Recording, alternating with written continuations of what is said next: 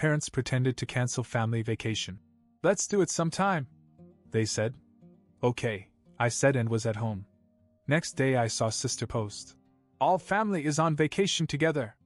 Then I was looking forward to this trip more than anything.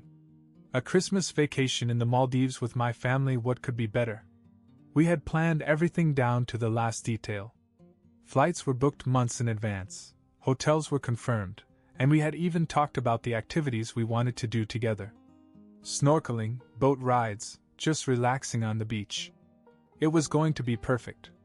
The plan was simple. We'd all meet at my parents' house the night before to go over the final details. I packed my bags, double-checked my passport, and even took the day off from work. This wasn't some last-minute thing. We'd all been talking about it for months. I even helped pay for some of it because my sister and her husband, Jake, were struggling financially. That night, I was just about to head over when I got a text from my mom. "Hey honey, something came up. We have to cancel the trip. Sorry. We'll do it another time." I froze. What? We had planned this for so long, and now they were canceling at the last minute? I called immediately. My dad picked up. His voice was calm, too calm. Like it was no big deal. I asked what happened, and he gave me some vague excuse about unexpected business, and how they just couldn't go right now. I didn't get it. They were both retired. What business? I asked about Emma and Jake. Were they canceling too? There was the slightest pause. Almost nothing, but I caught it. Then he said, "Yeah, they're not going either." I was frustrated, but I tried not to show it. Maybe something really serious had come up. I asked if they were okay, if something had happened, but he brushed it off.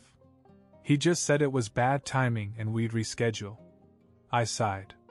What could I say? I was disappointed, but I wasn't going to argue. I said okay, hung up, and started unpacking my bag. The next morning, I woke up, made some coffee, and scrolled absent-mindedly through my phone. That's when I saw it. A message from Emma. At first I thought I was seeing things. A picture of the ocean. Crystal clear water stretching endlessly under a bright blue sky. White sand. Palm trees swaying in the breeze. Then a second image. My sister, Jake, and my parents. All together. Smiling. Drinks in hand. The caption? "The whole family on vacation together." I felt my whole body go cold. I blinked, reading it over and over, waiting for my brain to catch up. My stomach churned. My heart was pounding. I could hear my blood rushing in my ears. They were in the Maldives. They were gone. Without me. And they had lied right to my face. I just sat there, staring at my phone, trying to process what I was seeing. My parents. My sister. Jake. All of them on the trip we had planned together. The one they canceled at the last minute. The one I was supposed to go on. I flipped through the pictures again. They weren't just there, they were having the time of their lives. Sunset dinners, cocktails by the pool, boat rides. Emma even posted a video of my dad laughing as he tried to balance on a paddleboard before falling into the water. My mom commented, "Best family trip ever!" with a bunch of heart emojis. I felt sick. I didn't even know what to do. Should I call her? Text Emma? Comment below the post? I wanted to explode, but I didn't. I just locked my phone and sat in silence. There must be some explanation, I told myself. Maybe it was a misunderstanding, maybe they thought I couldn't make it for some reason, maybe. No. There was no way. They were lying. They looked me in the face and they lied. And for what? Why leave me behind? I tried to push it out of my mind, but the anger sat in my chest like a weight. Christmas Eve came and I spent it alone in my apartment. I had already taken time off work for the trip, so I had nothing to do. No plans, no family, no one to be with. The only person who came by was my friend Ryan, who stopped by that night to check on me after I told him what had happened. We had a few drinks, watched a stupid Christmas movie, but after he left, it was just me. 11 days. 11 days of scrolling past her vacation posts. 11 days of my mom gushing about how magical the Maldives were. 11 days of them pretending I didn't exist. When they got back, I wasn't just angry. I was done. I texted Emma. Told her to meet me at Mom and Dad's house that night. No explanations. She just replied, "Okay." When I arrived, they were all there, sitting in the living room as if nothing had happened. My mother smiled when she saw me. My dad nodded. Emma looked up from her cell phone. Jake barely looked at me. It was like I was the one who had been gone for 11 days. I sat down, looked at them, took a breath. Then I asked the only thing that mattered. Why? My mom blinked. Why what, honey? I almost laughed. Almost. Why did you lie to me? Why did you tell me the trip was cancelled and then go without me? The room went silent. I watched their expressions change. My mom's smile faltered. My dad exhaled through his nose as if trying to decide what to say. Emma bit her lip. Then, finally, my dad spoke. Well, we just thought you'd be busy, you know. Work and all. I stared at him. I had taken time off. I had packed my bags. I was literally ready to leave when they texted me. My mom chimed in. And we didn't want you to feel pressured to pay for Emma and Jake again. You helped them a lot and we didn't want to burden you. My head snapped to my sister. She didn't even look at me. They thought I was busy? They didn't want me to feel burdened? So instead of asking me, you just shut me out? Lied to me? Left me alone for Christmas? Now Emma spoke. It's not like that. We just thought you wouldn't mind sitting this one out. You've traveled a lot, but we've never done a trip like this. I actually felt dizzy. I had paid for most of her travels. Helped her whenever she needed it. Paid her rent when she and Jake were struggling. And now she was acting like I was hoarding vacations? I looked at Jake, who was still silent. He was just sitting there with his arms crossed, letting Emma and my parents handle it. I decided I was done making excuses. I leaned back, crossed my arms, and let them drop. Well, if you can afford a vacation for 4, I guess you don't need my help anymore. I'm done paying for Emma and Jake. They're on their own now. That got her attention. My mom gasped. My dad's eyes widened. Emma's head snapped up so fast I thought she'd get whiplash. Even Jake's expression finally changed. His mouth opened as if to say something, but he didn't. Mom jumped in first. Wait, honey, you promised to help them. When we asked you, you said you'd support them. Dad nodded. That's not fair, son. They're young, trying to get on their feet. You always said family helps family. I let out a breath. I was actually impressed. They weren't even denying what they were doing anymore. They had completely skipped over the part about betraying me and gone straight to calling me unfair. I stood up. I have to go. I grabbed my coat and walked out. The next morning, my phone exploded. When I say my phone exploded, I mean it was like a digital war zone. Calls, texts, voicemails, even emails. Emma was the first to blow up my phone. You're seriously cutting us off over a vacation? You're being dramatic. We didn't do anything that bad. Mom and Dad are freaking out, thank you very much. Then Jake. Man, let's talk. No need to make a big deal out of this. Then my mom. Honey, please don't be rash. We love you. Let's talk as a family. And finally my dad, who made it short. Call me. Now. I ignored every one of them. Then something even crazier happened. Around noon, I got a message from my bank. A large transaction had been attempted from my account. At first I thought it was fraud. I called my bank, ready to dispute the charge, but when I asked for details, my stomach sank. It wasn't fraud. It was my sister.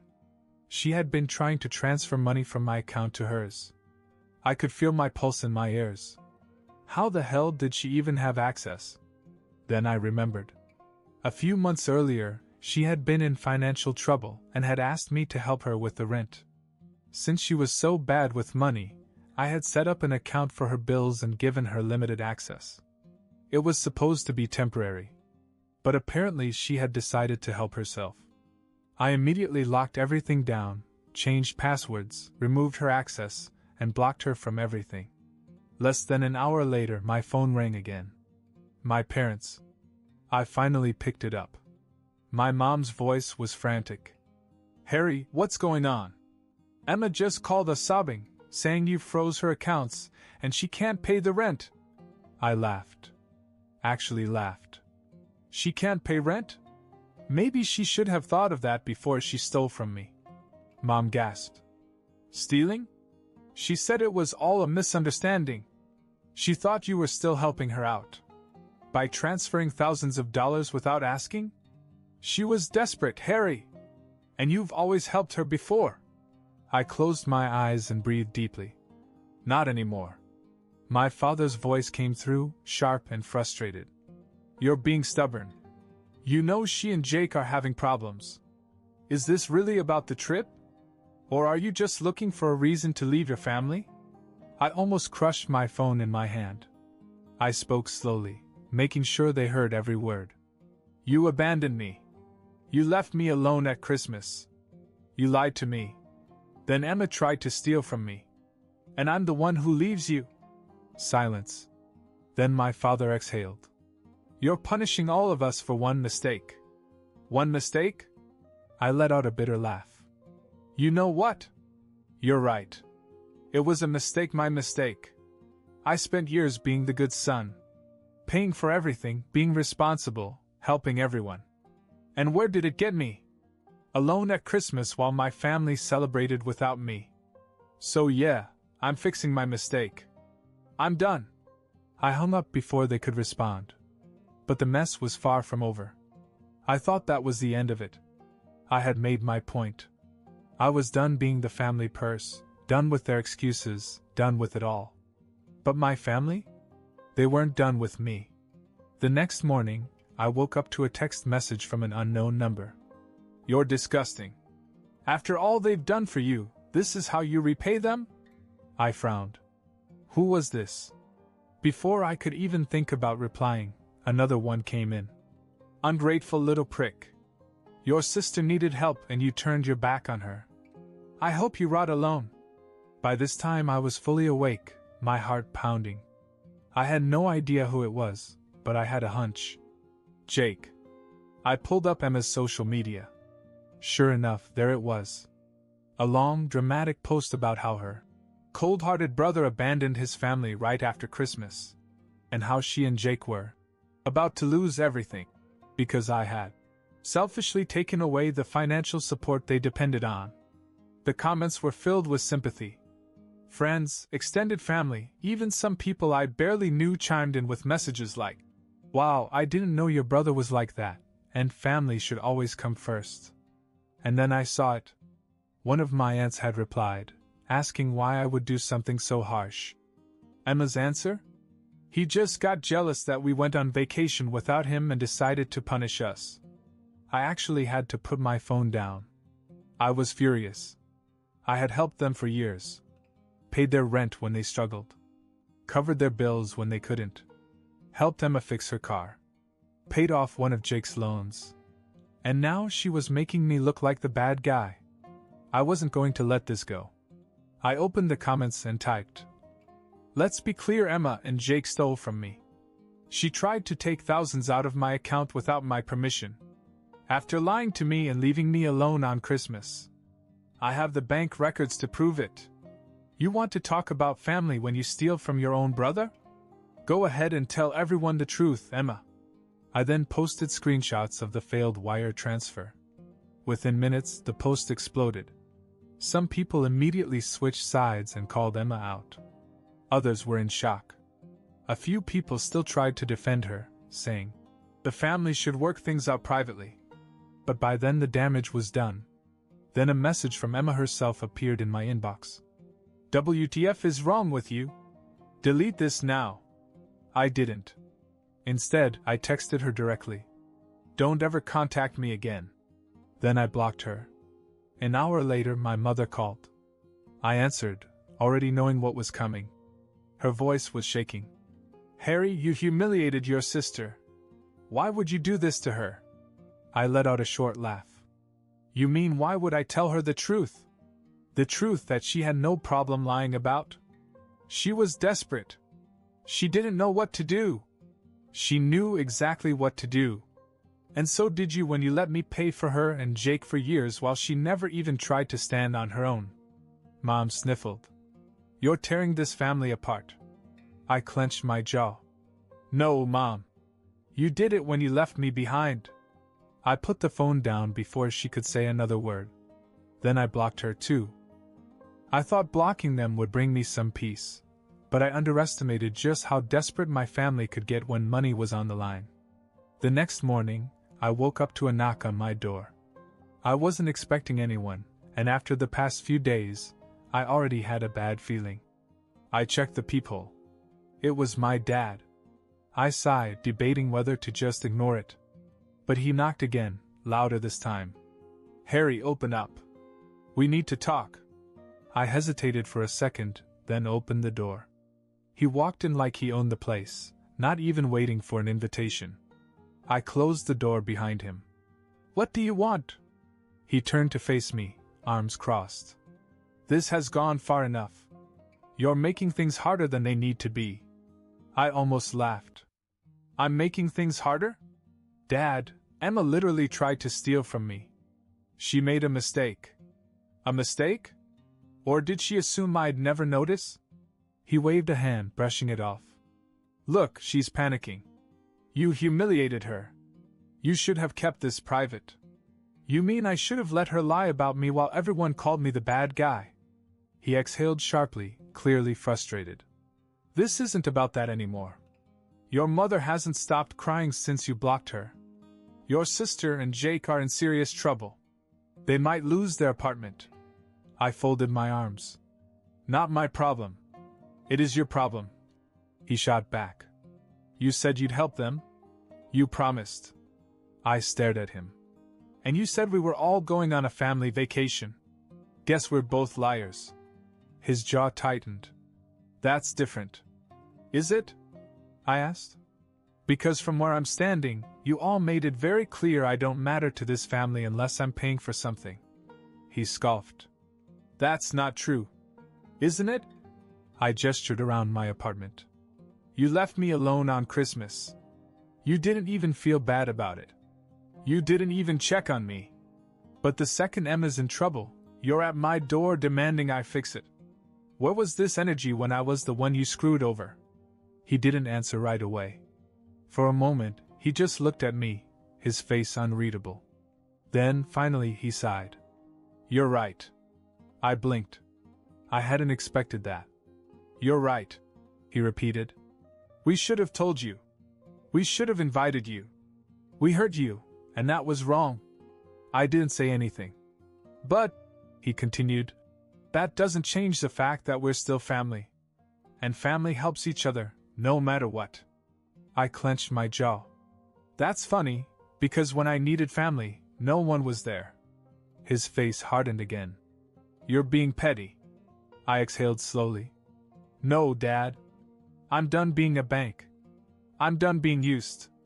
I'm done with all of this. He took a deep breath, like he was preparing himself for something. Then he spoke, his tone shifting. If you don't help them, they're going to be homeless. I shrugged. They should have thought about that before blowing money on a luxury vacation. His expression darkened. You're not as heartless as you're pretending to be, Harry. I know you. You knew me. The son who bent over backward for this family? He doesn't exist anymore. He stared at me for a long moment.